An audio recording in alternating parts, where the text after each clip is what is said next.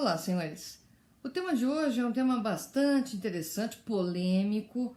Eu não vou cuidar da polemização desse tema, já tem bastante obra a respeito do assunto.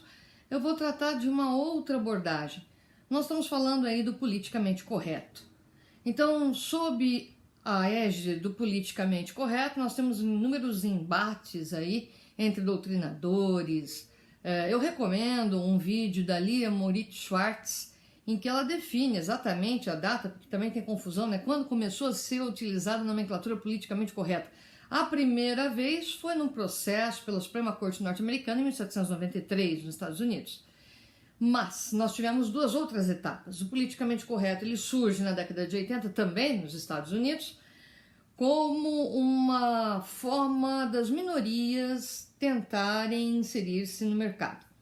Então aí você tem o politicamente correto, era politicamente correto dar emprego para os negros ou não falar mal dos negros, era politicamente correto não falar mal das mulheres e permitir que elas trabalhassem. Então existia aí e alcançassem outros postos dentro dos seus trabalhos, existia toda uma preocupação com o politicamente correto no sentido de inclusão dessas minorias. Na verdade, gente, você chamava de politicamente correto quem tinha educação, né? Que é o outro lado do politicamente correto, é o cuidado com a língua, com a linguagem. Mas muito disso vem de casa. Quando você tem essa educação doméstica sendo substituída pelas escolas, a coisa complica. Na verdade, essa educação você teria que ter trazido de casa. Então você sabe que é bom a gente rir com alguém e não de alguém. Então a brincadeira é quando está todo mundo rindo. Se um está rindo do outro, já não é mais brincadeira, o outro já foi humilhado. Então, existe um limite para isso. Isso é o politicamente correto, isso é aprendendo de casa. Isso você não aprende fora. O cuidado com a linguagem é um cuidado que a gente tem que ter, porque a gente vive numa polis, numa cidade, com uma diversidade muito grande, né? E essa diversidade ela tem que ser respeitada, então não ofenda.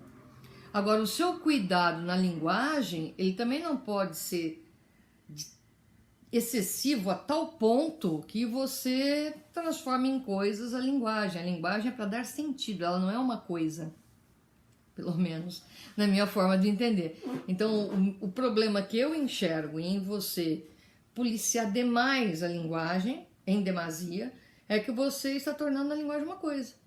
E ela deixa de ser um instrumento para um sentido que você quer atribuir.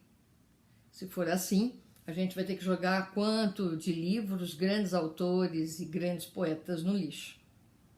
Eu acho que todos eles falaram, até talvez de forma irônica, e não se esqueçam que as palavras elas são polissêmicas, elas podem ter mais de um sentido.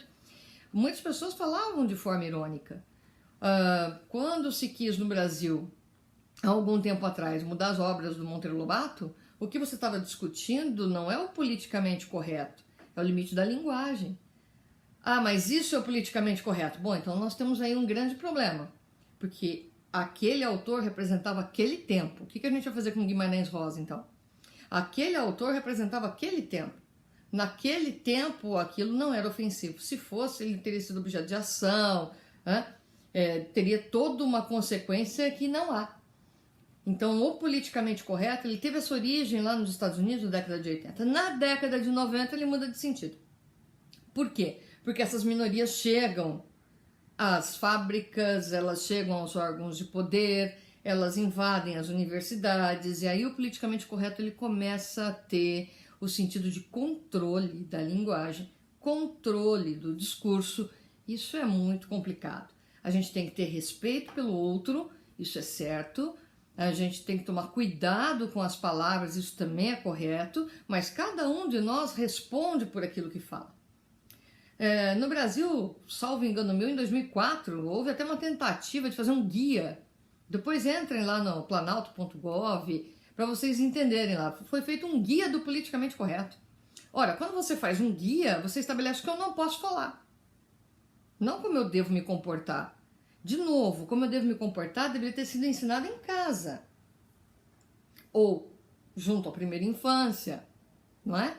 Não agora, na universidade, por exemplo. Em que às vezes a gente tem que chamar atenção. Fala sério, né? Chamar a atenção do outro. que aquilo não é brincadeira, tecnicamente não seria função minha.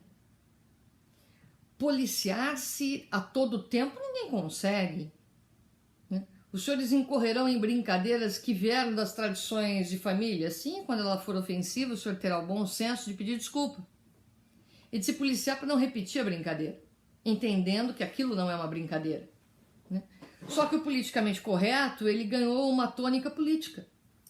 É interessante isso, né? Ele ganhou uma tônica política. Tanto o fascismo cuidava disso, o nazismo cuidava disso, o comunismo cuida disso. Então você tem o socialismo, né? Você tem tanto a extrema direita como a extrema esquerda utilizando aí o chamado controle da linguagem. E aí você cria intelectuais temerosos de falar, porque podem perder seus cargos, jornalistas com medo de se expor, porque podem ofender. Então, aquilo que deveria servir como um baluarte de veracidade, de autoridade, você está delegando ao poder político, que não tem essa autoridade, essa competência toda, não. Por outro lado, eu acho muito interessante isso, né? Nenhum político falar, eu sou politicamente correto.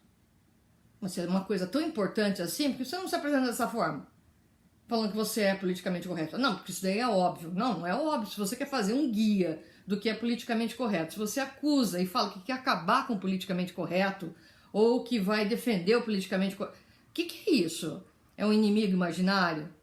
Porque político adora construir inimigo imaginário. De um lado e do outro lado. Constroem-se inimigos imaginários? Sim. Vamos construir inimigos imaginários. Para validá-los, nós temos a linguagem, né? Eu acho muito engraçado. No último censo do IBGE, a pessoa que veio me entrevistar perguntou qual era a minha cor. Eu fiquei olhando, eu juro que eu talvez aí tenha exagerado, mas eu fiquei olhando para a pessoa e falei, mas como assim, qual é a minha cor, né? É porque a senhora é que tem que declarar. Eu falei, mas é um critério objetivo de tez de pele, de cutis de pele, não é um critério subjetivo. Não é como você se sente, né? E sim é aquilo que você é. Olha no espelho, é aquilo que você é. A pessoa está me enxergando, é aquilo que eu sou, né?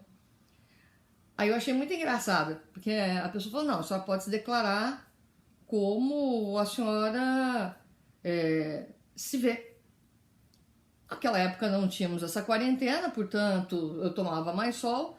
Aí eu falei, rosa, né? Eu tenho a pele rosada. Não, a senhora não está entendendo. Eu falei, não, você não está entendendo. Se é para eu declarar como eu quero, rosa. Porque quando eu fico com vergonha eu fico rosa, quando eu rio demais eu fico rosa. Então rosa. Não tem. Ou é branco. Então eu falei, então tem. É muito curioso o cuidado que as pessoas têm. Como você se declara? Como assim, gente, como eu me declaro? Quanto a gênero, você pode perguntar, né? Então, existiu agora toda uma preocupação do politicamente correto para que não se exclua, né? Para que não torne a linguagem excludente ou ofensiva, sobretudo com relação a gênero, raça, sexo. Mas é só isso? Não. E junto com isso vem um monte de gente cobrando. Eu acho muito interessante, eu dou aula na faculdade de Direito, muita gente do primeiro ano se assusta. Os professores falam aquilo que eles acreditam, ninguém sai ofendendo, mas ninguém tem medo de falar. Isso gera um impacto em alguns alunos, eles vêm até comentar com a gente. Mas você só não tem medo de falar assim? De falar o que eu penso? Eu ofendi alguém? Ele não ofendeu, mas é que a gente não está acostumado, né? Então olha que triste, gente. A pessoa vai aprender com alguém que consegue falar um pouco sem medo, um pouco, né? Porque existe toda uma patrulha aí. Então não venha falar que você é contra o patrulhamento se você está patrulhando. Eu sou contra o politicamente correto, logo eu vou patrulhar. Logo você é a favor do politicamente correto seu, não do outro. Então vamos tomar cuidado com essa palavra. Ela é também equívoca e ela tem uso político na atualidade. Ela começou com uso jurídico, tá? Em 1793. Depois foi uma luta de minorias. em que aqueles que tinham empatia por essas minorias, ele era até um termo irônico, cara, você é politicamente correto, tá apoiando a mulherada, tá apoiando os feministas, tá querendo ser o quê? Politicamente correto. Era o tom de ironia da década de 80. Aí na década de 90, com a inclusão, com a entrada nas universidades, com a entrada nas fábricas e em postos mais elevados, aí começou a ter todo um cuidado com aquilo que se fala. E esse cuidado atinge extremos absurdos, como o que eu mencionei. Então aí você tem gente aí reclamando que não pode ser chamado de mulato, gente que não pode usar a expressão denegrir, que não pode utilizar a expressão judiar. Gente, não foi esse o sentido. A palavra é instrumento para um sentido. Tá certo que eu tenho que tomar cuidado com as palavras, mas eu quis, dentro daquele enunciado, dar esse sentido? Não. Então, se é uma palavra que está incorporada na nossa língua, eu vou ter que me desfazer dela? Sim. Tá aí. Esse é o limite daquilo que a gente tem que discutir como sendo politicamente correto ou não. Então, fica aí lançado para os senhores esse pequeno trechinho. Eu recomendo a leitura da Lilia Moritz Schwartz, ou assistir o Pondé, que dá o contraponto. Tem uma autora também, uma autora americana, que ela fala de um posicionamento do politicamente correto visto como uma forma exclusivamente de direita, que é interessante, né? Porque aí você vai ver o Pondé falando do marxismo cultural, né? De esquerda. Então, desculpa, Pondé, você nunca usou esse termo. Que não tem essa carga. Então, para que vocês façam também leituras diferenciadas. Então, tá aí, Moira Weigel, W-E-I-G-E-L, né, que é professora, pesquisadora de Harvard. Ela entende que o politicamente correto não existe, é um inimigo imaginário criado pela política, sobretudo pela direita. Aí você lê o Pondé e vai falar exatamente o oposto, foi criado pela esquerda como uma forma de proteger aquilo que era a minoria e que hoje você utiliza, como ele mesmo fala, até para derrubar carreiras, né? Vem a Lilia Moritz Schwartz e tenta colocar aí um pouco de bom senso, né? Aí você tem o DeSantis também falando um pouco, muito interessante também o que ele fala. Então, tem muitos autores para vocês pesquisarem sobre politicamente correto. Entendam, nós temos liberdade de expressão. Se a gente exagera, a gente responde. Você tem algo que é seu, que é o bom senso, né? E tem algo que te deram, que é educação. E que você pode investir ou não nela, né? Essa é uma decisão sua, portanto, arque com o ônus oriundo das decisões que você toma, daquilo que você vai falar ou não e de que maneira. A ideia do politicamente correto são essas vertentes todas que eu apresentei para vocês, né? Da origem histórica, passando pelas minorias e pela ironia, né, daqueles que tinham empatia com as minorias. Aí vai para a direita, depois vai para a esquerda, depois para a direita. E o probleminha, tanto dos extremos, seja extrema direita ou extrema esquerda, é que os dois querem policiar o uso do politicamente correto. O que significa, em última análise, você está policiando o pensamento e a minha liberdade de expressão, coisa que eu não admito. Então, para mim, fora um e fora o outro, né? Então, extremos não levam a lugar nenhum. E o senhor tem que ser tolerante, assim como eu sou, na hora da conversa, né? O diálogo está aí para esclarecer, não para a gente agudizar ou ir para coisas assim absurdas de níveis de intolerância. Ou a pessoa aceita aquilo que você tem como tônica e como postura, ou você já corta a pessoa. É uma coisa assim, você percebe que o nível de diálogo ele está aquém do esperado numa sociedade que se pretende democrática e que se pretende evoluída, né? Então a gente está tão distante da polis ateniense, e realmente tão distante da polis ateniense, que a gente poderia tentar fazer um esforço conjunto aí para esse diálogo. Não esquecendo que palavras dão sentido, elas não são coisas.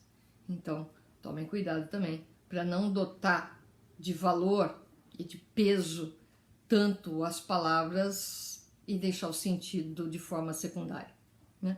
E vamos evitar o patrulhamento das palavras. Que as pessoas possam se expressar, se errarem, que respondam. Hoje não é bem isso que acontece.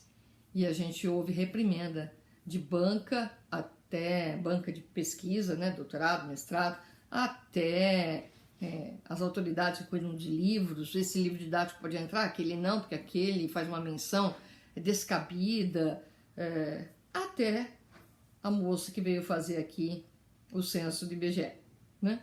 Então é bem interessante como isso entrou no imaginário do brasileiro, foi adotado, ele tem um peso político alto, mas os políticos não se classificam dessa forma.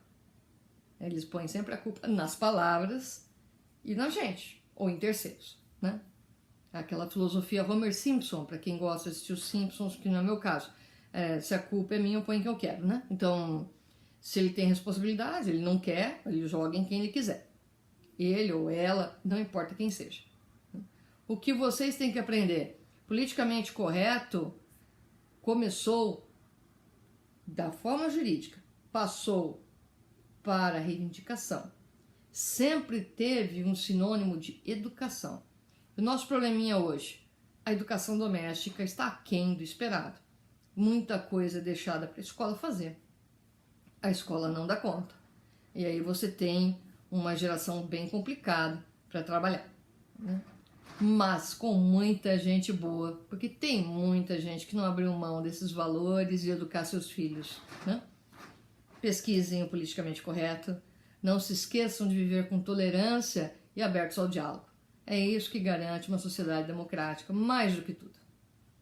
Fiquem bem, cuidem-se, abraços virtuais a todos.